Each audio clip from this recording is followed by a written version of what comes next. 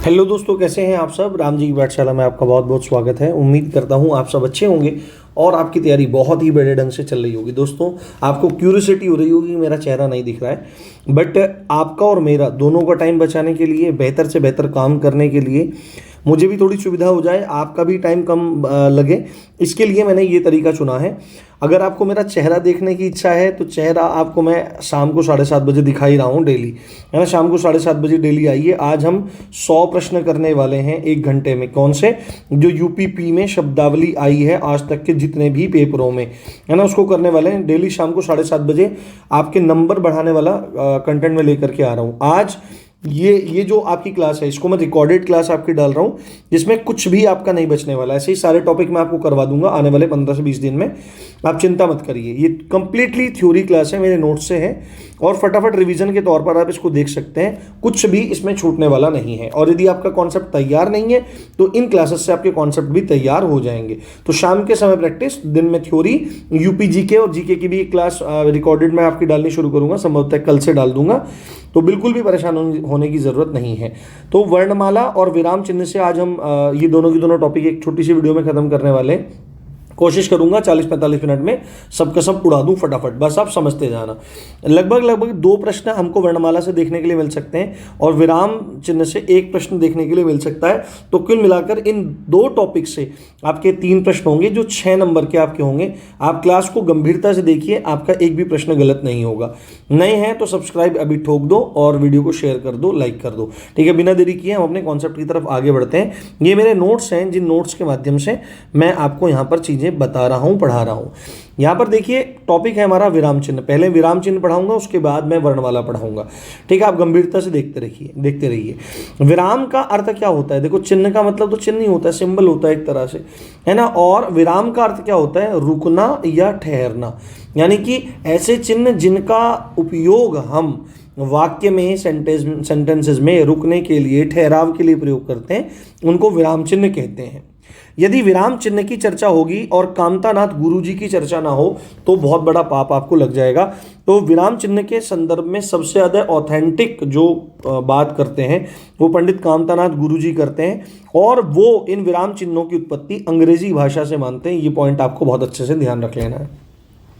अगर संख्या की बात पूछेगा तो पेपर में ये पूछेगा कि कामतानाथ गुरुजी के अनुसार विराम चिन्हों की संख्या कितनी है, तो आपको आंख बंद करके लगा देना है। विराम चिन्हों की संख्या 20 है। एक एक पॉइंट बहुत गंभीरता से देखिए, सुनिए और समझिए। ठीक है, अब मैं इन 20 के बारे में विवरण देने वाला हूं। कुछ के बारे में डिटेल दूंगा, बाकी कुछ के बारे में डिटेल्स की कोई विशेष आवश्यकता नहीं है। सबसे पहला जो विराम चिन्ह है वह अल्प विराम है। विराम का मतलब ठहराव होता है और यदि अल्प शब्द का अर्थ आप देखें तो अल्प शब्द का अर्थ होता है थोड़ा।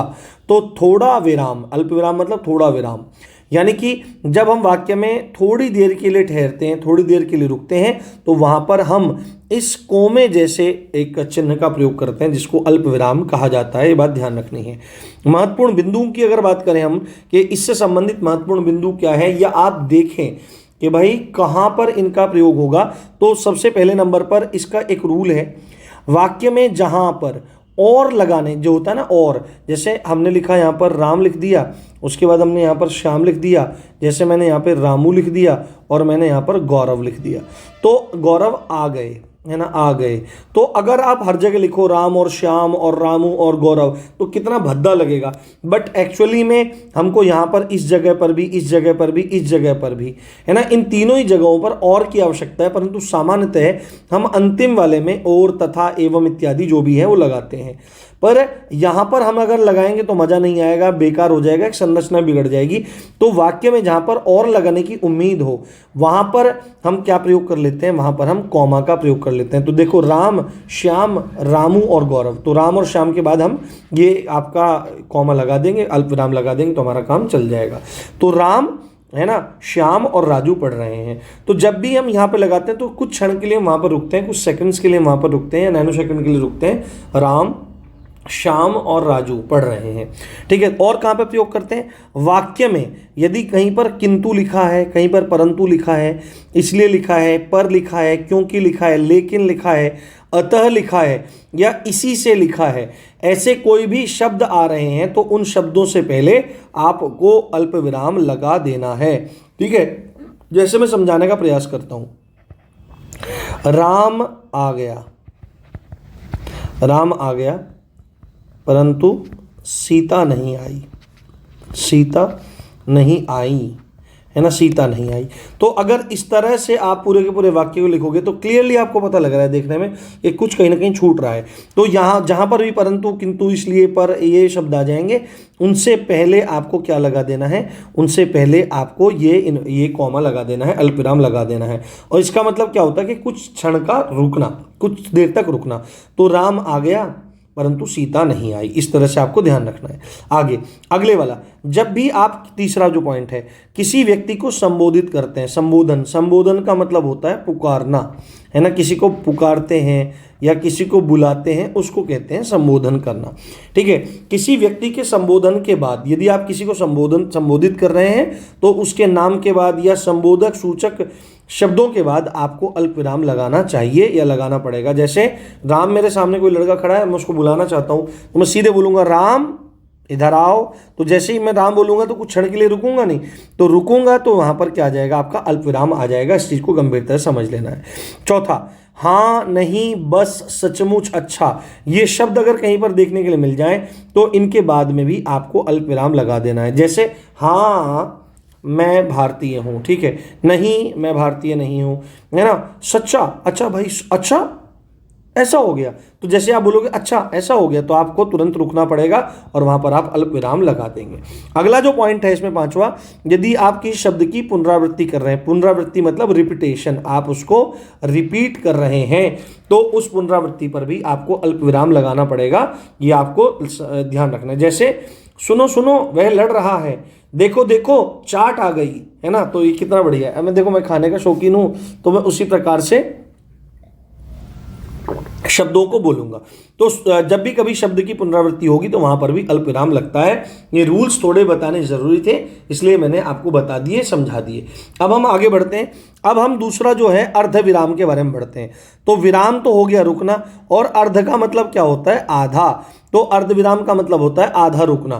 तो आधा कैसा रुकना होता है भाई, कि या तो पूरा रुको या थोड़ा रुको, बट नहीं, उसके बीच में भी होता है रुकना, आधा रुकना। ना तो आप पूरी तरह रुके, ना आप थोड़े रुके, आप थोड़ा सा उनके बीच में रुके। तो अर्धविराम का प्रयोग कहाँ पे होता है, जहां अल्प विराम से थोड़ा सा अधिक रुका जाए और पूर्ण विराम से कम समय का ठहराव वहां पर हो, तो वहां पर अर्धविराम का प्रयोग किया जाता है। कहां पर प्रयोग होता है, सामान्यतः दो वाक्य, अगर आप दो सेंटेंसेस को या आप दो वाक्यांशों को जोड़ना चाह रहे हैं तो वहां पर आपका अर्धविराम का प्रयोग होता है। अर्धविराम का जो चिन्ह होता है वो ये होता है, ऊपर बिंदी और नीचे ये कॉमा आपका रहता है। ये बात ध्यान रखनी है। इसके दो नियम हैं, वो आपको याद रखने हैं। पहला, उपवाक्यों को जोड़ने के लिए जिन्हें और से नहीं जोड़ा जा सकता, जिन्हें और से नहीं जोड़ा जा सकता, उनको अर्धविराम की मदद से जोड़ते हैं। जैसे आपने दिखा है ना, राम आ गया, जैसे मैंने राम आ गया और मैं आगे लिख दूं श्याम आने वाला है, और श्याम आने वाला है, मैंने लिख दिया। तो यहां पर ये एक वाक्य हुआ, ये एक वाक्य हुआ, इन दोनों को जोड़ने के लिए मैंने और का प्रयोग कर दिया। बट कुछ वाक्य ऐसे हैं जहां पे और की कोई सेंस ही नहीं बनती। जैसे ये लड़का बहुत बदतमीज है, हमेशा चिल्लाता है ना, ये लड़का बहुत बदतमीज है, हमेशा चिल्लाता है। अगर आप इसमें ये बोलोगे कि ये लड़का बहुत बदतमीज है और हमेशा चिल्लाता है, तो सेंस ही नहीं बनेगी। तो यहां पर इन दोनों को जोड़ना है, तो हम यहां पर अर्धविराम का प्रयोग करेंगे, बात ध्यान रखनी है।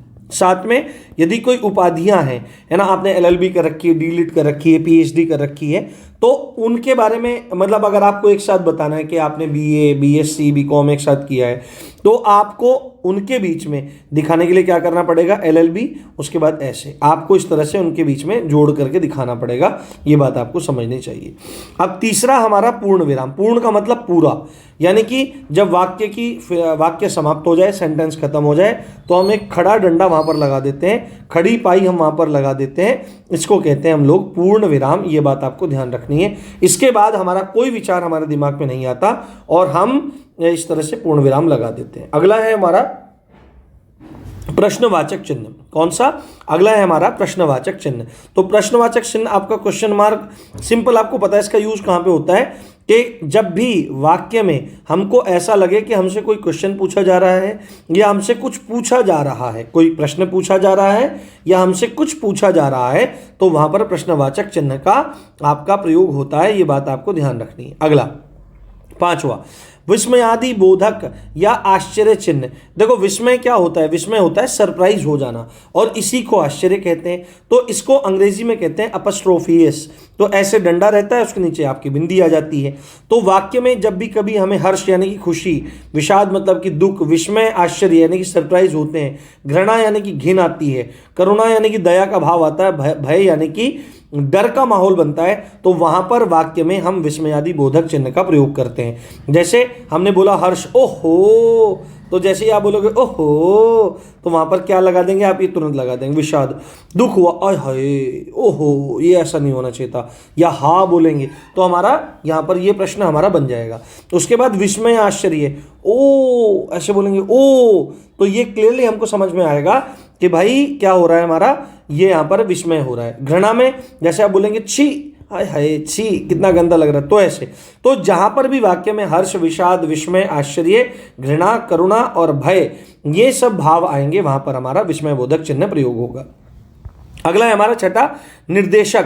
तो निर्देशक जो चिन्ह होता है ये ऐसे डंडा रहता है। अब आप बोलोगे सर ऐसा तो योजक चिन्ह भी होता है। तो योजक चिन्ह में और निर्देशक चिन्ह में जो अंतर है वो ये है कि योजक चिन्ह थोड़ा छोटा होता है और निर्देशक चिन्ह थोड़ा सा लंबा होता है।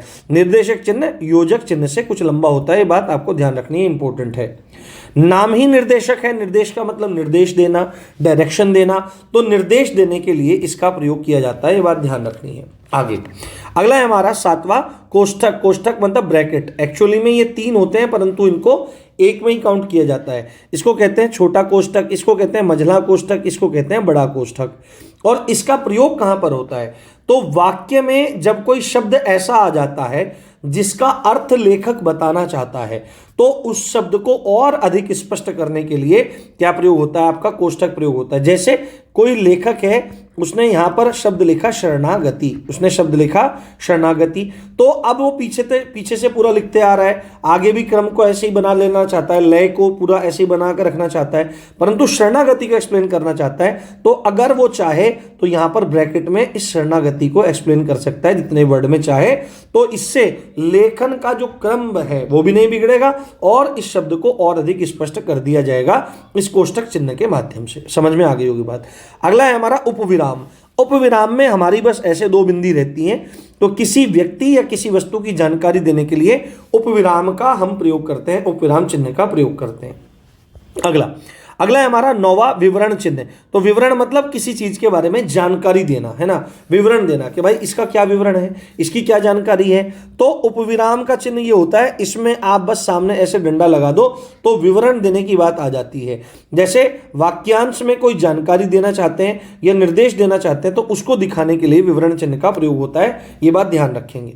अगला मोस्ट इंपोर्टेंट है लाघव चिन्ह। लाघव, तो लाघव जो चिन्ह होता है, लाघव का मतलब होता है संक्षेप करना, छोटा कर देना, है ना। और ये चिन्ह कैसा रहता है? ये 0 के जैसा दिखाई देता है, शून्य के जैसा ये चिन्ह हमें दिखाई देता है। बात समझ में आ गई आपको?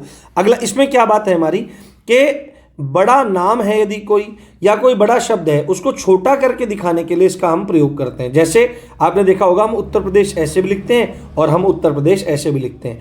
तो ऊ के उत्तर का अगर हम छोटा करना है तो ऊ लिख के हमने ये लाघव चिन्ह लगा दिया, प्रदेश में प्र लिख के लाघव चिन्ह लगा दिया, तो ये समझ में आ जाएगा। जैसे हम डॉक्टर लिखते हैं ऐसे, परंतु हम डॉक्टर को ऐसे भी लिखते हैं, आपने देखा होगा। तो ये जो गोली जैसी है यही आपका लाघव चिन्ह है जो शब्दों को या नामों को छोटा कर करके दिखाता है। अगला है हमारा हंस पद। हंस पद क्या होता है? ऐसे एक एरो का निशान रहता है और इसके अन्य नाम क्या है? विस्मय चिन्ह है। क्या है? विस्मय चिन्ह है। त्रुटि बोधक, यानी कि हमसे कोई गलती हो गई तो त्रुटि बोधक चिन्ह होता है, और त्रुटि विराम चिन्ह भी इसी को कहा जाता है। यूज कहाँ करते हैं? यदि हम कोई वाक्य लिख रहे हैं और हमसे वहां पर कोई छूट हो जाए, कोई भूल हो जाए, कोई गलती हमसे हो जाए, तो उस गलती को सुधारने के लिए हम हंस पद का प्रयोग करते हैं। जैसे मैं लिखना चाह रहा था राम कल दिल्ली गया था, पर मैं लिखते लिखते ऐसा कई बार हो जाता है कि शब्द हम भूल जाते हैं शब्द हम भूल जाते हैं। बात आपकी समझ में आ गई? तो राम कल दिल्ली गया था, ये बात आपको समझ में आ गई? तो यहां पर दिल्ली लिखना भूल गया, बट जैसे ही मैं ये आपका हंस पद लगा दूंगा तो ऊपर दिल्ली लिख दूंगा तो पढ़ने वाले को समझ में आ जाएगा कि दिल्ली यहां पर है। तो यहां पर हमारी त्रुटि विराम कह लीजिए, त्रुटि बोधक कह लीजिए, विस्मरण चिन्ह कह लीजिए, हंस पद कह लीजिए, या आप किन्हीं ये चारों नाम से आप इनको संबोधित कर सकते हैं। अगला मोस्ट इंपोर्टेंट, योजक चिन्ह। योजक का मतलब क्या होता है? योजक का मतलब होता है मेरे भाई जोड़ना। योजक का मतलब क्या होता है? जोड़ना। और ये आपके निर्देशक चिन्ह से थोड़ा छोटा होता है ना। इसको सामासिक चिन्ह भी कहते हैं, ये पेपर में आपका पूछा गया था। क्या? इसको हमारा सामासिक चिन्ह भी कहा जाता है, सामासिक चिन्ह, है ना। सामासिक चिन्ह क्यों कहते हैं, ये बात आपको समझनी चाहिए, क्योंकि आपने देखा होगा, ऐसे याद रख लो कि द्वंद्व समास जो होता है, द्वंद्व समास में इस चिन्ह का प्रयोग होता है, इसलिए इसको सामासिक चिन्ह कह दिया जाता है। इसके कुछ नियम है, ये कहाँ कहाँ पर प्रयोग होता है। तो जब विपरीत अर्थक वाले शब्द आपके होते हैं, यानी कि विलोम शब्द वाले आपके अर्थ होते हैं, जैसे कि रात दिन, तो उनके मध्य इसका प्रयोग है। लाभ हानि, तो उसके मध्य प्रयोग है। पाप पुण्य, तो वहां पर इसका प्रयोग है। जैसे समानार्थी शब्द, समानार्थी मतलब ऐसे शब्द जिनके एक जैसे अर्थ निकलते हैं, यदि उनकी पुनरावृत्ति हो रही है, दोबारा हमको उनको दोहरा रहे हैं, तो वहां पर भी हम योजक चिन्ह का प्रयोग करते हैं। जैसे जीव जंतु, वहां पर धन दौलत, तो धन का भी यही अर्थ है, दौलत का भी यही अर्थ है, जीव का भी यही अर्थ है, जंतु का भी यही अर्थ है सामान्य भाषा में। हालांकि जीव जंतु अलग होते हैं, परंतु सामान्य अर्थ में जब हम इसको प्रयोग करते हैं तो जीव जंतु धन दौलत, तो समानार्थी शब्दों में हम क्या करते हैं मेरे भाई, हम प्रयोग कर लेते हैं योजक चिन्ह का। ओके, तीसरा पॉइंट है संज्ञा की द्विर उक्ति। तो द्वि मतलब दो और उक्ति मतलब कथन। तो जब हम किसी संज्ञा को दो बार रिपीट करते हैं, है ना, दो बार बोलते हैं या हम रिपीट करते हैं, तो वहां पर क्या होता है मेरे भाई, वहां पर हमारा योजक चिन्ह लगाया जाता है। जैसे राम राम, कण कण, है ना, हाय हाय, ये आप समझ लीजिए बात पूरा। अगला है हमारा पॉइंट इसमें सार्थक और निरर्थक शब्दों के जोड़े में। तो रोटी वोटी, डंडा वंडा, तो वहां पर भी हम इसको प्रयोग करते हैं, ये बात आपको ध्यान रखनी चाहिए। अगला जो हमारा 13वां जो चिन्ह है वह है पाद चिन्ह। कौन सा?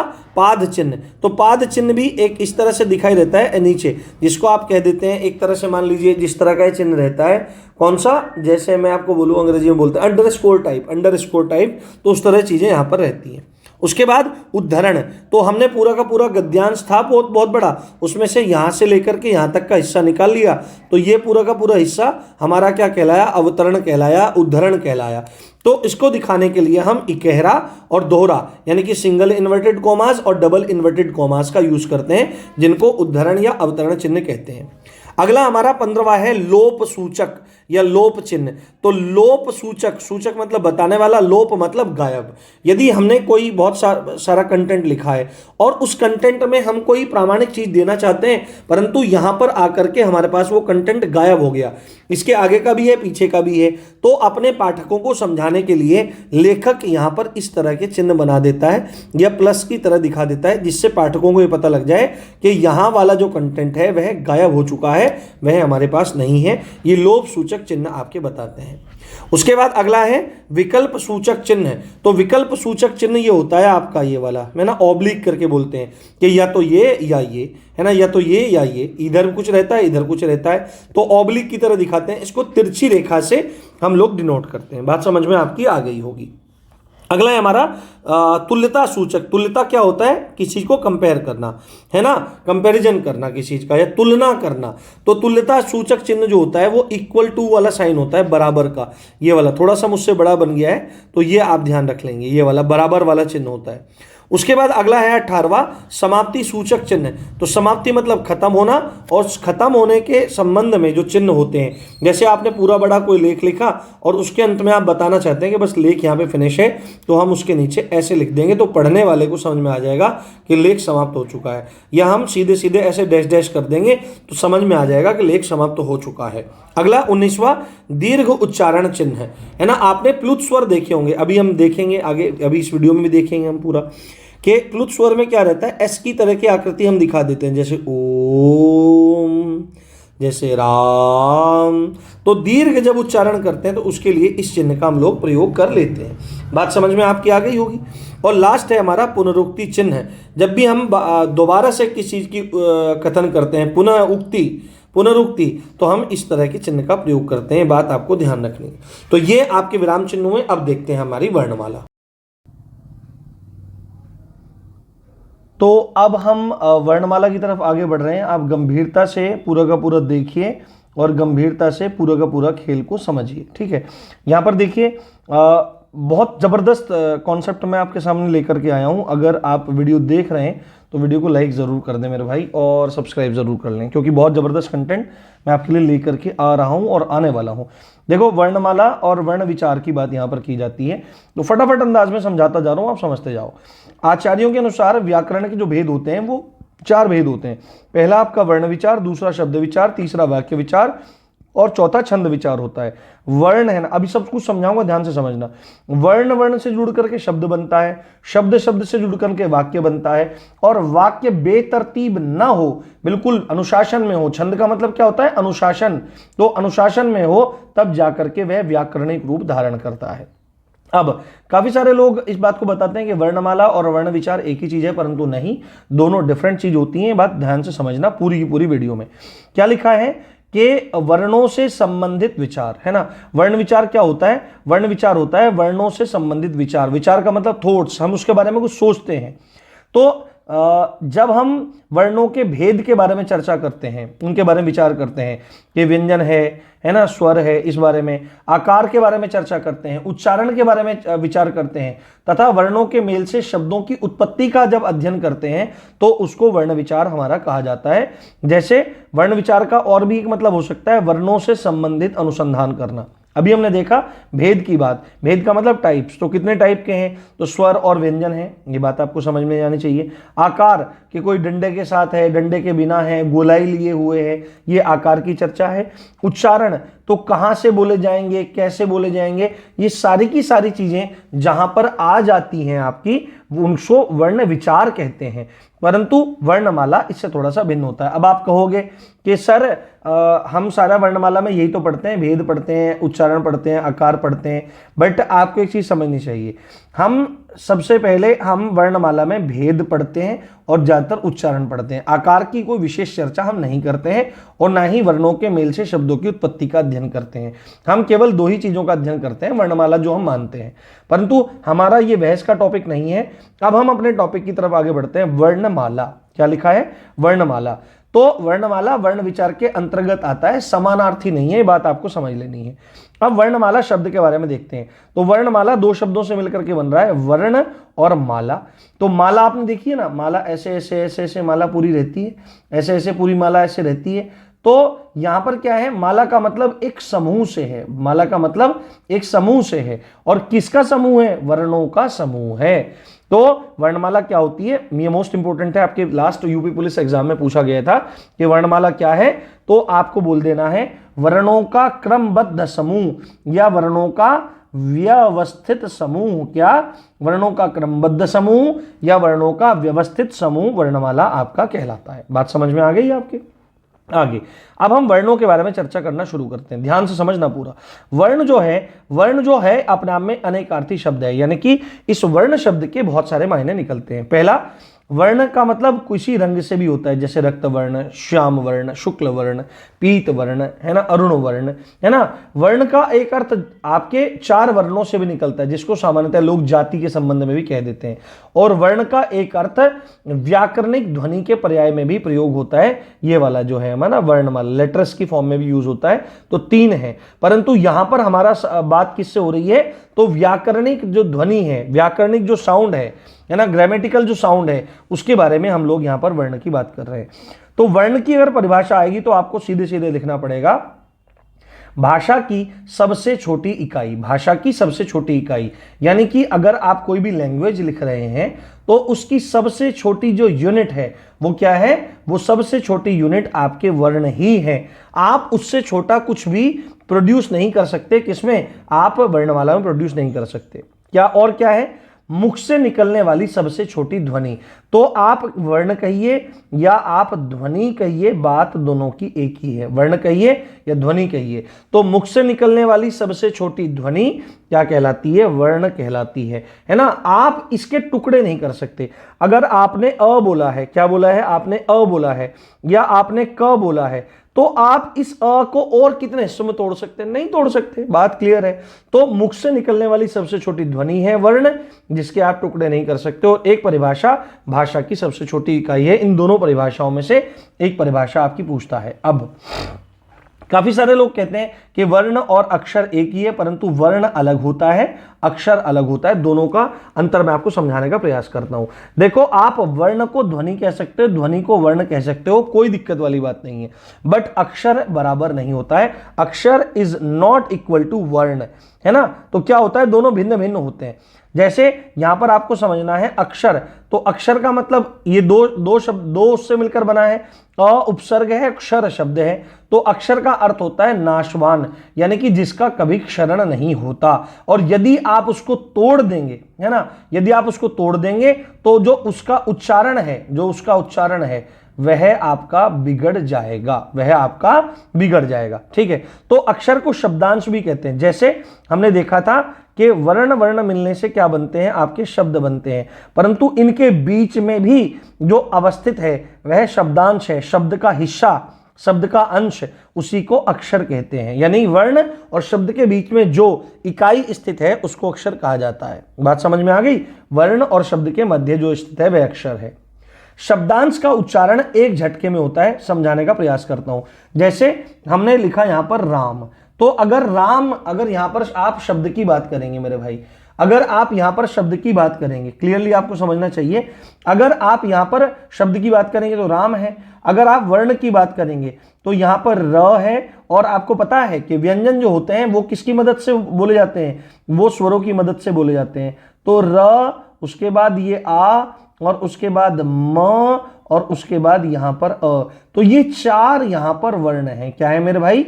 चार यहां पर वर्ण है राम में। ये बात समझनी चाहिए आपको। बट यहां पर क्या है कि अगर हमको यहां पर अक्षर निकालना है या यहां पर हमको शब्दांश निकालना है, तो जो भी, अगर आप पूरे के पूरे शब्द को झटकों में बोलने की कोशिश करो तो जितने झटकों में बोला जाएगा उतना वही आपका शब्दांश कहलाएगा। जैसे अगर राम को बोलो तो राम का एक झटका बोला जाएगा रा, और दूसरा म, रा और म, रा म। और जब भी आप इन झटकों को अलग अलग करके बोलोगे तो भी उच्चारण पूरे शब्द के जैसा ही आएगा। जैसे आप बोलोगे राम, तो आप समझ में आया कि राम बोला गया। आप बोलोगे रा म, तो रा म, रा म, तो भी आपको राम ही समझ में आएगा। और अगर इससे ज्यादा तोड़ दोगे तो र, आ, म, अ, तो आपको समझ में नहीं आएगा कि राम बोला गया है। तो ये हुआ क्षमा चाहता हूं, ये हुआ आपका वर्ण विच्छेद, ये वाला। और ये हुए आपके अक्षर। जैसे छोटी, तो छोटी में दो झटकों बोला जा सकता है। छोटी, तो छोटी बोलो और छोटी बोलो। राम में रा और म, नहीं में न और ही, न ही, तो समझ में वही आएगा। तो ये सब होते हैं अक्षर। ठीक है। तो ध्वनियों की संगठित इकाई क्या होता है? ध्वनियों की, ये मोस्ट इंपोर्टेंट ध्यान रखना कि वर्ण क्या होता है? वर्ण को ही ध्वनि कहते हैं, है ना। और ध्वनियों की जो संगठित इकाई होती है उसको अक्षर कहा जाता है। ये बात ध्यान रखनी है। आगे हम लोग बढ़ते हैं। आगे क्या है? लिपि, स्क्रिप्ट कहते हैं। तो जो हमारी ध्वनि थी, जो हमारे वर्ण थे, उनके हमने सिंबल बना लिए, है ना। जैसे हम पहले अ बोलते आ रहे थे, बट अब क्या हुआ मेरे भाई? अब क्या हुआ कि अगर आप मेरे सामने हो तो मैंने अ बोला, आपको समझ में आ गया। बट आप मुझसे 150 किलोमीटर दूर बैठे हो, फोन का भी आविष्कार नहीं है। तो अब ऐसे में मैं आपको अपनी भाषा कैसे समझाऊं, अपनी बात कैसे समझाऊं? तो अब जो मैं ये बोल रहा था, मुझे इसको लिखने की आवश्यकता आन पड़ी, है ना। ये पहले मैंने बोला था।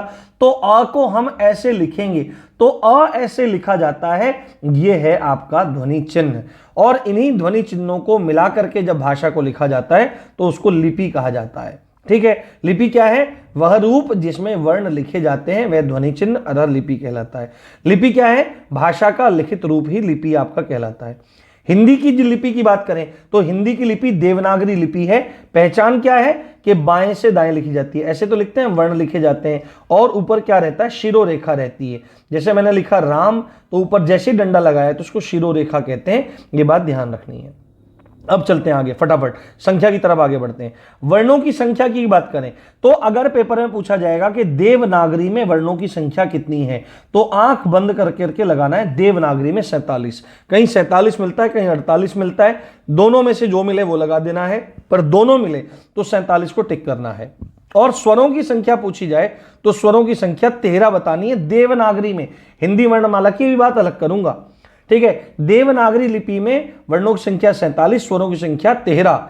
देखो हिंदी वर्णमाला में स्वरों की संख्या है 11, है ना, और 2 को हम मानते हैं अयोगवाह, परंतु यहां पर देवनागरी में अयोगवाह जैसा कोई कॉन्सेप्ट नहीं है। हिंदी वर्णमाला के 11 और 2 अयोगवाह मिलाकर के 13 हो जाते हैं, जिसमें अ, आ, ई उ री ए ऐ ओ औ, ये 11 स्वर तो हिंदी वर्णमाला के हो गए।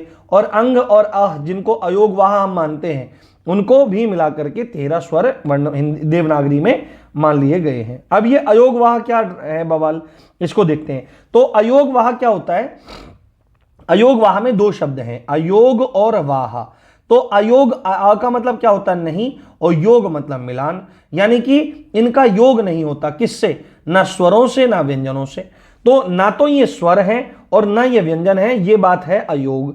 और वाह का क्या मतलब होता है कि यद्यपि ये ना तो स्वर है ना ये व्यंजन है, फिर भी ये वहन कर लेते हैं, मायना देते हैं, अर्थ प्रदान करते हैं। कब? जब स्वर के साथ मिल जाते हैं तो स्वर के साथ काम करने लगते हैं, और व्यंजन के साथ मिल जाते हैं तो व्यंजन के साथ बहने लगते हैं। वहां का मतलब वहन करते हैं, बह जाते हैं।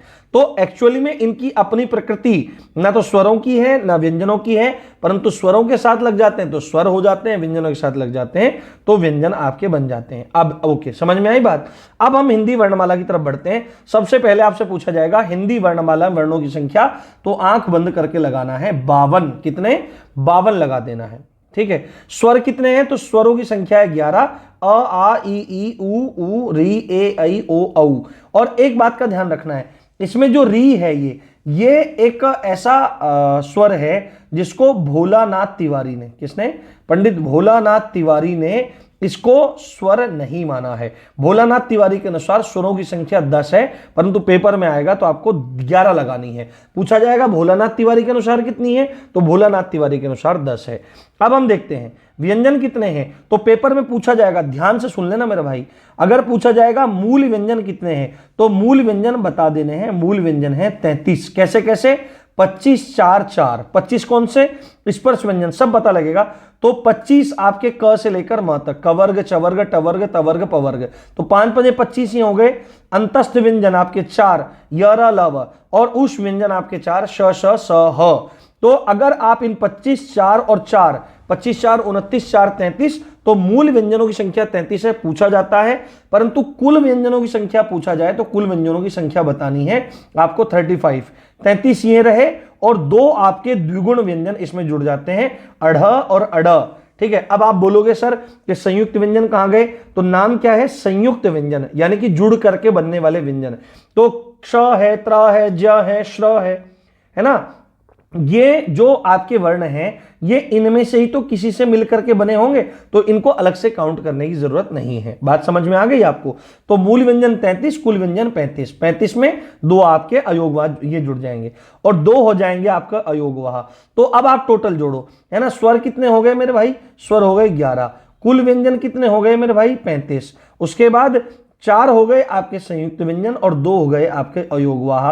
तो 5 और 1 6 और 4 10 और 2 12, 12 का 2 हासिल लगा 1, 3 और 1 4 और 1 5। तो इस तरह से आपके 52 वर्ण हो जाते हैं। ये बात आपको समझनी है, ठीक। स्वरों की मात्रा, तो देखो स्वर जब प्रयोग होते हैं तो स्वतंत्र भी प्रयोग होते हैं। इनको क्या कहते हैं? ये स्वतंत्र होते हैं। स्वर क्या होते हैं मेरे भाई? अपने आप में स्वतंत्र होते हैं। तो इनका ऐसा भी प्रयोग देखने को मिलेगा, ये डायरेक्टली इस तरह से भी लिखे मिलेंगे। परंतु आपको पता है कि व्यंजनों का जो उच्चारण होता है वो स्वरों के साथ ही होता है। तो जब स्वर व्यंजन के साथ होता है तो स्वर अपने मूल रूप में ना होकर के मात्रा के रूप में होता है। तो स्वर कितने हैं? 11, परंतु मात्रा होती है 10। अ की कोई मात्रा नहीं होती, बात ध्यान रखनी है। आ का डंडा होता है, ई की छोटी ई की मात्रा, बड़ी की मात्रा, ऊ की ऐसे मात्रा, बड़े ऊ की ऐसे मात्रा, री की ऐसे, आई की एक मात्रा होती है, बात ध्यान रखनी है। ए की एक मात्रा होती है, आई की दो मात्रा होती है, ओ की एक मात्रा और औ की ऐसे ये दो मात्रा होती है, बात ध्यान रखनी है।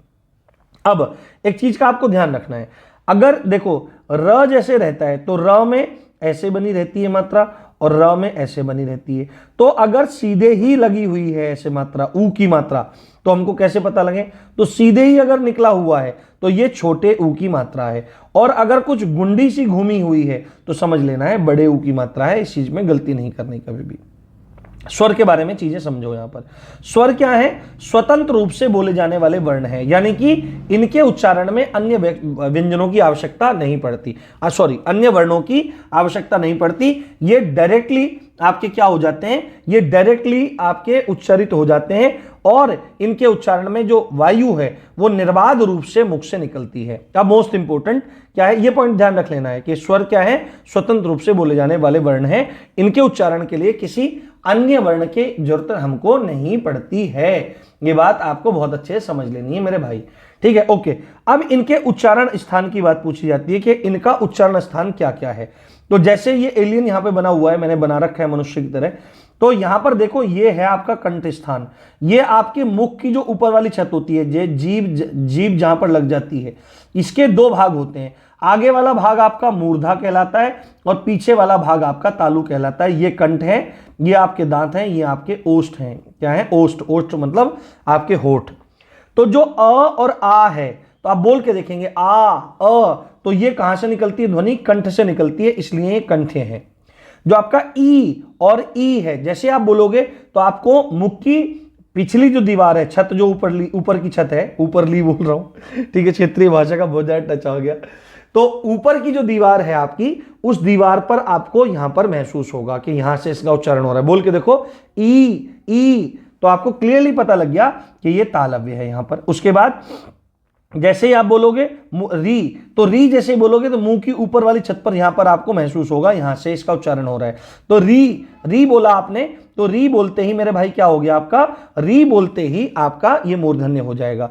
ऊ और ऊ, जैसे ही ऊ बोलोगे तो होठ आपके गोलाकार में आ जाएंगे, तो ऊ और ऊ आपके ओष्ठ हैं। अब मोस्ट इंपोर्टेंट ए आई ओ औ का पूछता है, तो ए आई जो है, जैसे ए है आपका, आगे अभी दिखाऊंगा मैं आपको, जैसे दिखाता हूं मैं आपको यहां पर, जैसे जो आपका ए का निर्माण है, जो आपके ए का निर्माण है ना, वो आपके अ और ई से मिलकर के बनता है। किससे, अ और ई के मिलने से बनता है। तो अ का उच्चारण स्थान क्या था, अभी मैंने बताया आपको, देखो यहां पर जैसे मैं बताने की कोशिश करता हूं, ए का उच्चारण ए किससे मिलकर बन रहा है, अ और ई से मिलकर बन रहा है। तो अ का उच्चारण स्थान क्या है आपका कंठ, और ई का उच्चारण स्थान क्या है आपका तालु। तो ये हो जाएगा आपका कंठ और तालु, और कंठ और तालु से मिलने के कारण इनका उच्चारण स्थान हो जाएगा कंठ तालव्य।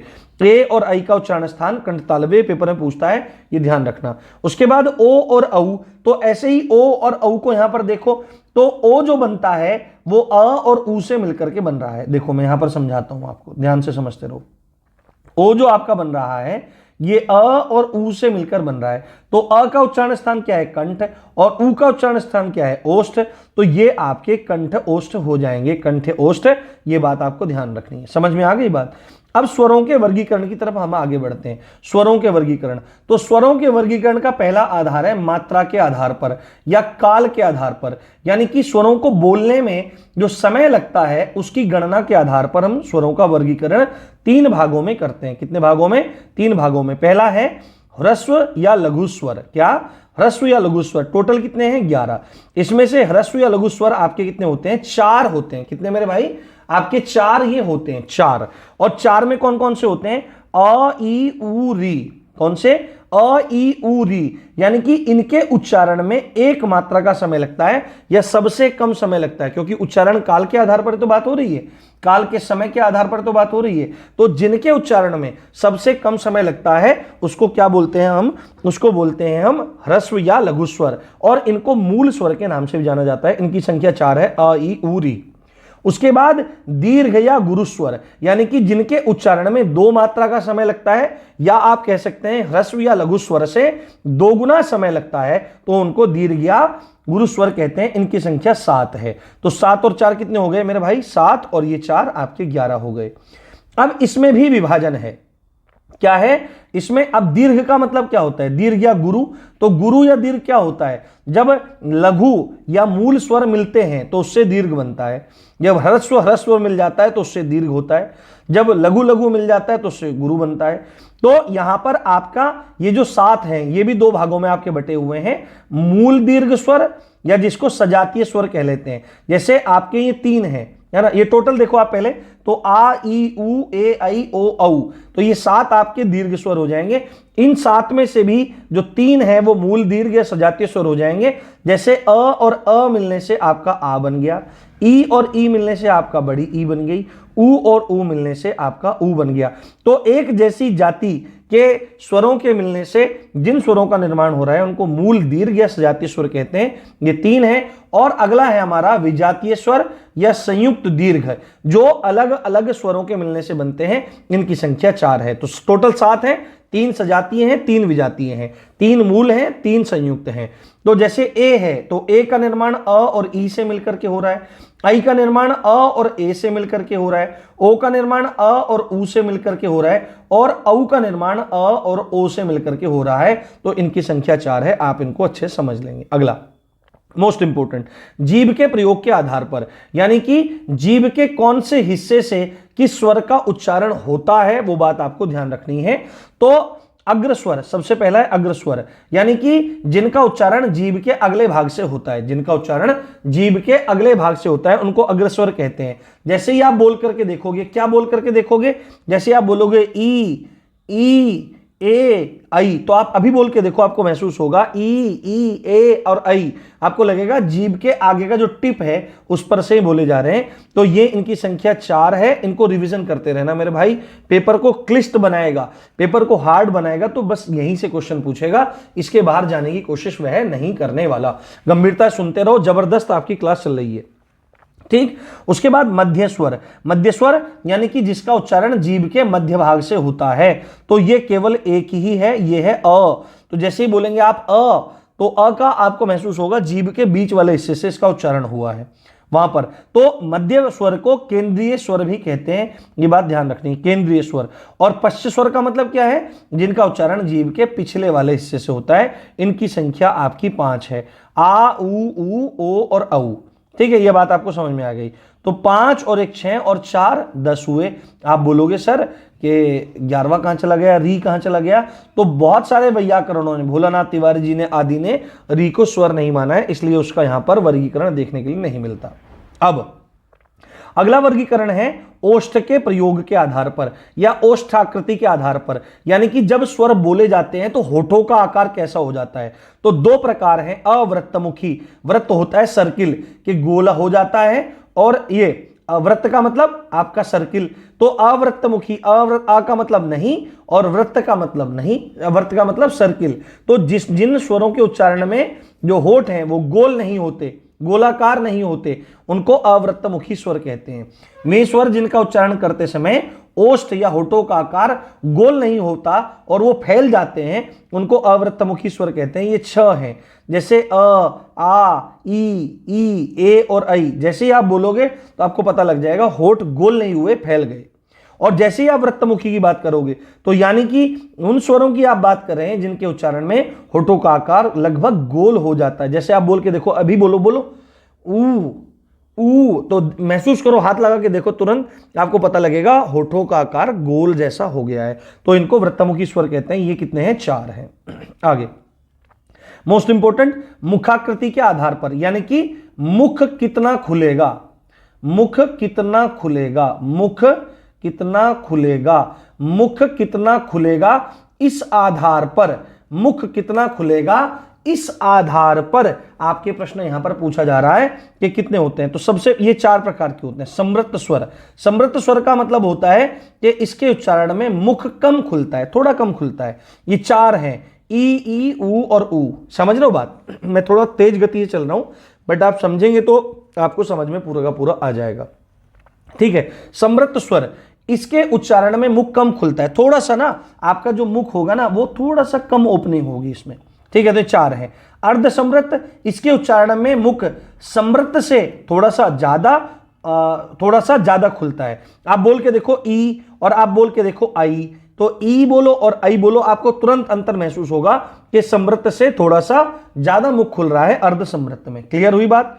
अगला है हमारा विवृत स्वर, इसके उच्चारण में मुख सर्वाधिक खुलता है, पूछता है, और क्योंकि ये एक ही होता है, जैसे आप बोलेंगे आ, तो आप आ के उच्चारण में मुख सबसे ज्यादा खुल गया, माउथ ओपनिंग सबसे ज्यादा हुई, तो इसके उच्चारण में मुख सर्वाधिक खुलता है, बात ध्यान रखनी है। और अर्धविवृत 3 है, इसके उच्चारण में मुख विवृत से कम तथा अर्ध समृत से थोड़ा सा अधिक खुलता है। अ, ए और औ ये आपका है। ठीक है। री क्यों गायब है मैंने सब आपको बता दिया। अब एक इंपॉर्टेंट पॉइंट आपसे पूछता है, सभी स्वर घोष हैं, कैसे हैं? मोस्ट इंपोर्टेंट पॉइंट है, मोस्ट इंपोर्टेंट, ध्यान से सुन लो। सभी स्वर आपके घोष हैं। घोष देखो दो चीजें होती हैं, एक होता है सघोष और एक होता है अघोष, है ना। जैसे आप गला देखते हैं, गला है तो गले में यहां पर साउंड बॉक्स होता है, तो जब हम, ध्यान से सुनना, सघोष का हो या घोष का हो, तो जब भी हम किसी वर्ण का उच्चारण करते हैं और उस वर्ण के उच्चारण के समय यदि स्वर तंत्री में, ये जो स्वर तंत्री है, साउंड बॉक्स जो है, इसमें अगर वाइब्रेशन हो, इसमें अगर कंपन हो, तो माना जाएगा सघोष है, अगर कंपन नहीं होता तो अघोष है। तो जितने भी स्वर हैं वो सारे के सारे स्वघोष हैं। ठीक है। ये जो डेफिनेशन है मैं आगे चलकर दोबारा नहीं दूंगा, क्योंकि ये उसमें भी आएगी आपके व्यंजन में, तो आपको अच्छे से समझ लेना है। अगला है अल्प प्राण। तो अल्प का मतलब होता है कम, प्राण का मतलब होता है प्राण। तो जिनके उच्चारण में कम प्राणवायु की आवश्यकता पड़ती है, कम प्राणवायु की आवश्यकता पड़ती है या कम दम लगाना पड़ता है, सीधे सीधे कम दम लगाना पड़ता है, उनको अल्प प्राण कहा जाता है। और इसका उल्टा क्या होता है? महाप्राण। जिनको बोलने के लिए ज्यादा प्राणवायु की आवश्यकता पड़ती है, ज्यादा दम लगाना पड़ता है, उनको महाप्राण कहते हैं। तो सभी स्वर सघोष हैं और अल्प प्राण हैं, ये पॉइंट आप ध्यान रख लेंगे। ओके, अब व्यंजन की तरफ चलते हैं। तो व्यंजन के बारे में एक चीज का ध्यान रख लीजिए आप, जो स्वर है ना, स्वरों का एक नाम अच भी है। क्या? अच। ठीक है। और व्यंजनों का जो नाम, शुद्ध नाम है, वो हल है। क्या? हल। तो जैसे हमने लिखा क, तो क एक्चुअली में ये उच्चारण की दृष्टि से है, परंतु यहां पर अगर आप शुद्ध व्यंजन की बात करोगे तो ये है ना, क में हलंत लगा हुआ है। ठीक है। आप इसका उच्चारण नहीं कर सकते, दिख रहा है ना, आप इसका उच्चारण नहीं कर सकते। आप क्या काम कर सकते हो? आप केवल इसको लिख सकते हो। तो हलंत जहां पर लगा हुआ है उसको हल रूप कहते हैं, और ये व्यंजनों का शुद्ध रूप होता है। ठीक है, बात ध्यान रखेंगे आप। अब देखो, व्यंजन किनको कहते हैं कि स्वरों की सहायता से बोले जाने वाले वर्ण ही आपके व्यंजन कहलाते हैं। यदि आप क बोल रहे हो तो उसमें क का शुद्ध रूप हल रूप भी है और उसमें अ भी है। यदि आप का बोल रहे हो तो क भी है और उसमें आ भी है, यानी कि इन स्वरों की मदद से ही आप व्यंजनों को बोल पाएंगे। ये बात आपको बहुत अच्छे से ध्यान रखनी है। समझ में आ गई बात आपके? ओके, बढ़ते हैं आगे। तो व्यंजन क्या है? जिनका उच्चारण स्वरों के सहयोग के बिना नहीं किया जा सकता, उनको कहते हैं। संख्या क्या है? मूल व्यंजन है 33। कौन से? 25 स्पर्श व्यंजन है, 4 अंतस्थ व्यंजन है और 4 आपके ऊष्म व्यंजन है। ये बता के आया था मैं आपको। और मूल व्यंजन बोलेंगे तो कुल बोलेंगे 35, जिसमें मूल व्यंजन ये वाले और 2 आपके उत्क्षिप्त या द्विगुण व्यंजन अड़ और अढ़ मिलकर के 35 हो जाते हैं। अब समझते हैं ये 25 स्पर्श व्यंजन है, ये कौन कौन से हैं, क्या क्या हैं। तो स्पर्श व्यंजन जो होते हैं, स्पर्श का मतलब टच होना, है ना। तो जिन वर्णों के उच्चारण में वायु मुख के किसी न किसी जिन वर्णों का उच्चारण मुख के किसी न किसी विशेष स्थान से होता है, उनको क्या कहते हैं? हम उनको स्पर्श व्यंजन कहते हैं। या जिन वर्णों के उच्चारण में वायु क्या करती है? मुख के विभिन्न भागों का स्पर्श करते हुए निकले, उनको स्पर्श व्यंजन आपका कहा जाता है। समझने की दृष्टि से मैं आपको भी समझाऊंगा। इनकी टोटल संख्या कितनी है? इनकी टोटल संख्या 5 है, क्योंकि ये 5 वर्गों में बटे हुए हैं। ये दिख रहे हैं आपको? ये क वर्ग है, ये च वर्ग है, ये ट वर्ग है, ये त वर्ग है, ये प वर्ग है, और हर एक, ये 5 वर्ग हैं और हर एक में 5-5 हैं, तो 5 पंजे कितने हो जाते हैं? 25 हो जाते हैं। और ये वर्ग में होने के कारण इनको वर्गीय व्यंजन भी कहते हैं। क्या कहते हैं? इनको वर्गीय व्यंजन भी कहा जाता है। बात ध्यान रखनी है। अब आप इनको कैसे याद रख सकते हैं? तो आप एक छोटा सा सूत्र याद रख लीजिए, कचट तप। तो क से क वर्ग, च से च वर्ग, ट से ट वर्ग, त से त वर्ग और प से प वर्ग। तो क वर्ग में आता है क ख ग घ ङ, च वर्ग में च छ ज झ ञ, ट वर्ग में ट ठ ड ढ ण, त वर्ग में त थ द ध न, प वर्ग में प फ ब भ म। तो ये जो है ये क्या है, प्रथमाक्षर है प्रत्येक वर्ण का, ये आपका द्वितीयाक्षर है, ये आपका तृतीयाक्षर है, ये आपका चतुर्थाक्षर है और ये आपका पंचमाक्षर है, जिसको नासिक्य वर्ण भी कहते हैं, जिसको अनुनासिक वर्ण भी कहते हैं, क्योंकि अंग, इय, अण, न और म इनके उच्चारण में जो वायु है वो मुख और नाक दोनों से निकलती है, इसलिए इनको पंचमाक्षर कहा जाता है। बात आपको समझ में आ गई? बात आपको क्लियर हो गई? ये आप यहां पर समझते रहिए। क्लियर, समझ में आई बात? अब मैं आपको एक चीज समझाने का प्रयास करता हूं, गंभीरता से देखिए। अब इनके उच्चारण आपको ऐसे याद रखना है, क च ट त प। तो जो क वर्ग है इसका उच्चारण आपके कंठ से होता है। कहां से? कंठ से होता है। आपको इसी तरह से याद रखना है, जैसे आपने क वर्ग क च ट त प ऐसे आपने लिख लिया पूरा का पूरा, तो आपको नीचे से ऊपर की तरफ बढ़ना है। कंठ से सीधे तालू पे पहुंचे, तालू सीधे मूर्धा पहुंचे, मूर्धा सीधे दांतों पहुंचे, दांतों से बाहर होठ पे आ गए। अंदर से बाहर का क्रम आपको याद रखना है। तो क वर्ग का उच्चारण सीधे गले में, च वर्ग का उच्चारण कहां से? तालू से, इसलिए तालव्य है। ट वर्ग सीधे आ गए आप कहां पर? सीधे आ गए आप यहां पर मूर्धा पर, तो ये मूर्धन्य व्यंजन। उसके बाद ट वर्ग है जो आपका, ये आपके दांतों से बोले जाते हैं। बोल के देखो, ट थ द ध न। तो जैसे ही आप त थ द ध न बोलेंगे तो आपका जो दांत है, ऊपर के दांत में अंदर की तरफ आपको स्पर्श होता हुआ महसूस होगा, त थ द ध न। और ओष्ठ में प फ ब भ म। तो जैसे ही आप प फ ब भ म बोलेंगे तो आपको क्लियरली एक चीज समझ में आ जाएगी कि ये ओष्ठ से निकल रहे हैं। तो क वर्ग आपका कंठ्य है, च वर्ग तालव्य है, ट वर्ग मूर्धन्य है और त वर्ग आपका दंत्य है, प वर्ग आपका ओष्ठ्य है। ये बात आपको बहुत अच्छे से ध्यान रखनी है। क्लियर?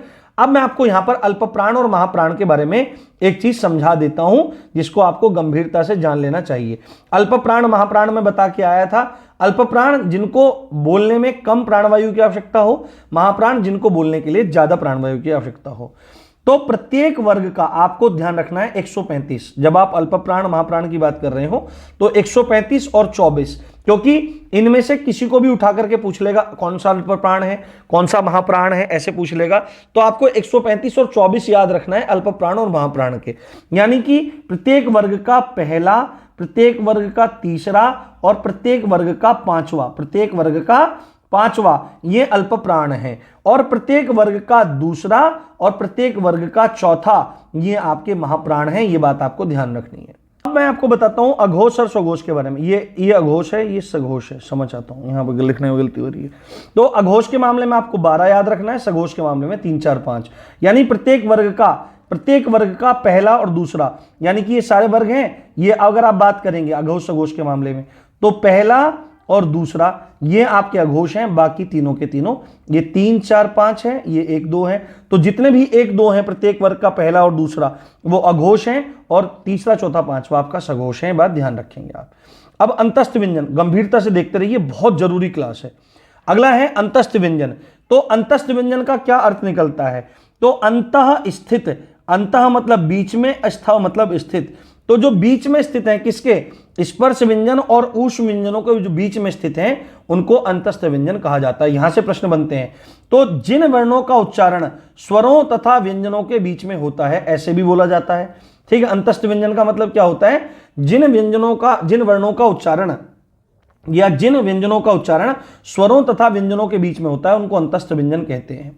ठीक है, ये बात ध्यान रखनी है। और या आप कह सकते हैं कि जिन वर्णों का उच्चारण आपका कहां पर होता है?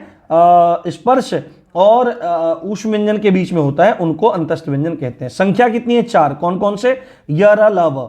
तो इसमें ध्यान रखना है आपको, मोस्ट इंपोर्टेंट पूछता है य और व कैसे हैं, तो आपको इनको अर्धस्वर की श्रेणी में रखना है। किसमें? अर्धस्वर की श्रेणी में रखना है, क्योंकि इनका उच्चारण स्वरों की सहायता से होता है, और कभी ये स्वर की तरह से बर्ताव करते हैं और कभी ये व्यंजन की तरह से बर्ताव करते हैं। ऐसा कुछ कुछ बुक्स में लिखा रहता है, पर ये कोई बहुत अच्छा फैक्ट नहीं है।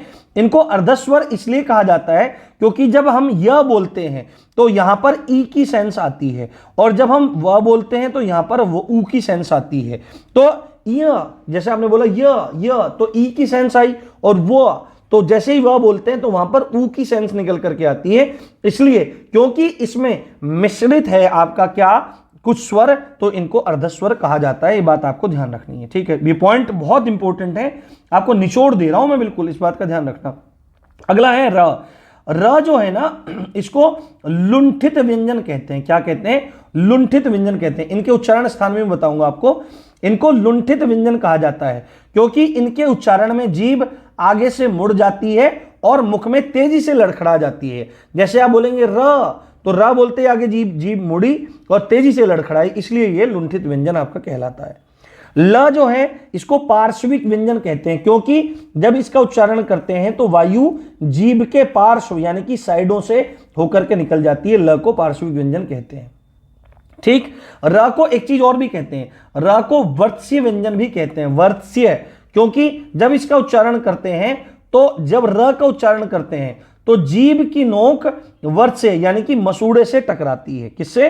जीभ की जो नोक है वो मसूड़े से आपकी टकराती है, बात ध्यान रखनी है। उच्चारण की बात करें तो यह है, देखो यह में मैंने बोला था ना ई, तो ई का उच्चारण स्थान क्या है? तालु, तो यह का उच्चारण स्थान तालु ही होगा। र का उच्चारण स्थान कहां से है? मूर्धा से। ल जैसे आप बोलेंगे ल, तो दांत में एकदम से जीभ लग जाएगी तो दंत्य हो जाएगा, और व, तो व में ऊ आया था आपका, मैंने बताया था, तो दंत्य ओष्ठ्य आपका इसका उच्चारण स्थान हो जाएगा। य र ल व सभी अल्प प्राण हैं और सभी सघोष हैं, बात आपको ध्यान रखनी है। अगला हमारा ऊष्म व्यंजन की बात आ गई। इन्हें संघर्षी व्यंजन भी कहते हैं, है ना। और ऊष्म का मतलब क्या होता है? गर्म होना, यानी कि जिन व्यंजनों के उच्चारण में मुख से निकलने वाली हवा रगड़ खाने के कारण गर्म होकर निकलती है उनको ऊष्म व्यंजन कहा जाता है। जिनके उच्चारण में मुख से निकलने वाली वायु घर्षण के साथ गर्म होकर के बाहर निकलती है उनको ऊष्म व्यंजन कहते हैं। इनको ऊष्म संघर्षी भी कहते हैं, इनको संघर्षी भी कहते हैं, इनको ऊष्म व्यंजन भी कहते हैं, ठीक है। ये भी कितने हैं? 4। ये श, स और ह, ये देखो 3 है, ये 3 है। इनके बारे में बताऊंगा इनमें अंतर क्या है, परंतु ह के बारे में आप समझिए। ह को काकल्य व्यंजन भी कहते हैं, मोस्ट इंपोर्टेंट है, पूछेगा पेपर में, इस बात को ध्यान रखना। ह को क्या कहते हैं? ह को इसे काकल्य व्यंजन भी कहते हैं क्योंकि काकल्य व्यंजन उन्हें कहते हैं जिनके उच्चारण में कंठ द्वार का प्रयोग होता है। जैसे गला है, यहां से उच्चारण होगा तो कंठ हो जाएगा, पर जहां से कंठ शुरू होता है यहां से अगर हम बोलने का प्रयास करेंगे तो यह कंठ द्वार कहलाएगा, और ह आपका काकल्य व्यंजन कहलाता है क्योंकि इसके उच्चारण में कंठ द्वार लगा होता है, ठीक है। उच्चारण स्थान, श का उच्चारण स्थान जो होता है, जैसे ये मुख की छत है तो ये पिछली छत आपकी तालु होती है, तो श का उच्चारण स्थान आपका तालु होता है, इसलिए तालव्य है। ये जो आपका श होता है इसको मूर्धन्य श कहते हैं। ये जो मुख की ऊपर वाली दीवार होती है जहां से री का प्रयोग उच्चारण होता है इसको मूर्धन्य कहते हैं। और ये जो स जैसे बोलेंगे तो दांत में लगेगा तो ये आपका दंत्य सकार हो जाएगा, और ह का उच्चारण स्थान कंठ द्वार से है, कंठ से तो कंठ हो जाएगा। अब आपको समझना है ये सारे के सारे महाप्राण हैं। महाप्राण मतलब कि इनको बोलने के लिए आपको ज्यादा प्राणवायु की आवश्यकता पड़ेगी। जो इसमें स और स हैं वे आपके अघोष हैं, यानी कि स्वर तंत्र में कंपन नहीं होगा, परंतु ह के उच्चारण में आपके स्वर तंत्र में कंपन होगा, इसलिए सघोष है। ओके, अब समझते हैं द्विगुण व्यंजन की बात करते हैं। देखो जैसे मैं यहां पे लिखता हूं, ये ध्यान से देखना, जैसे मैं यहां पे लिखता हूं ये 3 मैंने लिख दिए। अब आपको देखने में तीनों एक जैसे लग रहे होंगे पर तीनों है नहीं, इनके तीनों के उच्चारण अलग अलग है। ये क वर्ग का पंचमाक्षर है ङ, ये आपका ड है, ट ठ ड है ना, ट वर्ग का तृतीय वर्ण है, और ये है आपका अड़। क्या है आपका? अड़। ये अड़ है ना, ये अड़ है, ये क्या है? अड़। तो आपके 2 हैं, ये अड़ और अढ़। इनका उच्चारण अड़ और अढ़ है क्योंकि यहां पे नुक्ता है, ये नुक्ता वाले हैं। तो द्विगुण क्यों कहते हैं, इनको ये बात समझनी चाहिए। द्विगुण मतलब कि 2 के गुण हैं इसमें। हिंदी का गुण है, हिंदी का गुण आपको ये दिखाई दे रहा है, और फारसी का गुण ये नुक्ता आपको दिखाई दे रहा है, इसलिए हिंदी और फारसी गुण होने के कारण द्विगुण। और उत्क्षिप्त क्यों कहते हैं? तो उत का मतलब होता है ऊपर उठना, क्षिप्त का मतलब होता है झटके के साथ नीचे आना। तो जिनके उच्चारण में जीभ ऊपर उठकर है ना मूर्धा को स्पर्श करती है और तुरंत झटके के साथ नीचे आती है उनको उत्क्षिप्त व्यंजन कहते हैं। इनको ताड़न जात व्यंजन भी कहते हैं। क्या कहते हैं? ताड़न जात व्यंजन भी कहते हैं। इनकी संख्या आपकी 2 है, ये बात आपको ध्यान रखना है, ठीक है। जैसे मैं आपको एक एग्जांपल देके बताता हूं कि इनमें क्या क्या अंतर है, आपको बताता हूं, जैसे आपको क्लियर हो जाएगा। जैसे मैं लिखता हूं पहाड़, ठीक है, और मैं लिखता हूं यहां पर डमरू, है ना। आप दोनों बोल के देखो।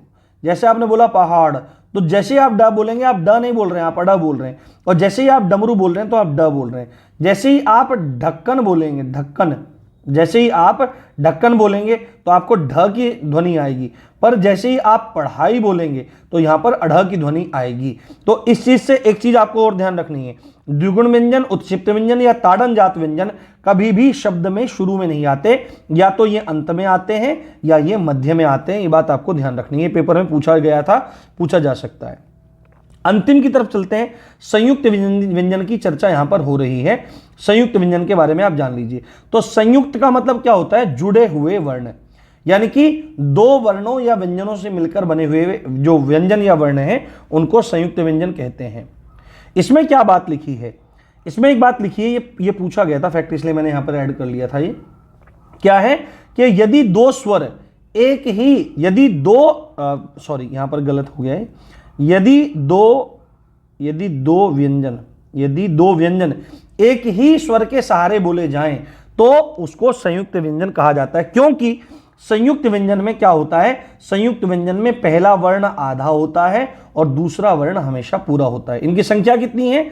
मूलतः 4 है। क्ष है, त्र है, ज्य है और श्र है। इनका निर्माण कैसे होता है? ये बात ध्यान रखनी है आपको। श में क और श है। क्या है? क और श है। तो क आधा है और श में क्या है आपका? ये श हो गया आपका हलंत और अ के साथ उच्चारण हो रहा है। तो आप यहां पर देखिए, ये क वर्ण और ये श वर्ण, इन दोनों इस अ पर आधारित है। तो जब दो व्यंजन एक ही स्वर के सहारे बोले जाएं तो संयुक्त व्यंजन कहलाते हैं। और आपको ध्यान रखना है कि आपसे अगर पूछ ले कि डिक्शनरी में इसका स्थान कहां पर आएगा क्ष का, तो क के बाद ही इसका स्थान आ जाएगा। उसके बाद त्र, तो त और र से मिलकर बनता है। ज और इ से मिलकर बनता है। और श्र आपका श और र के साथ मिलकर बनता है। अगर श्र का वर्णमाला शब्दकोश में स्थान देखा जाए तो श के बाद आ जाएगा। ये बात आपको ध्यान रखनी है। ओके, अब देखते हैं आगत ध्वनियों के बारे में। इसके बारे में अलग से बात करते हैं। आगत का मतलब होता है आई हुई, आया हुआ। तो जो ध्वनियां, जो वर्ण हमारे हिंदी वर्णमाला में हम लोग प्रयोग कर रहे हैं, अरबी या फारसी से आई हुई है, उनको आगत ध्वनि कहते हैं। इनकी संख्या 2 है।